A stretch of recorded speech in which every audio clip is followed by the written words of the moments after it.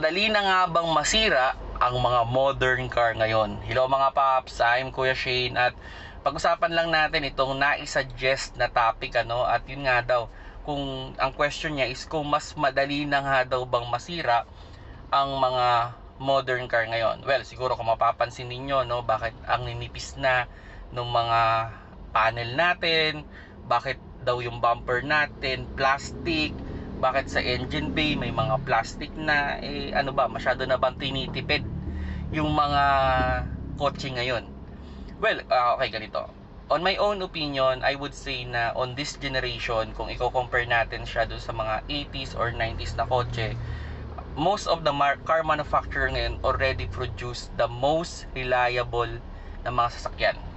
Okay, kumbaga, na-push na nila yung maximum capabilities na maging sobrang reliable.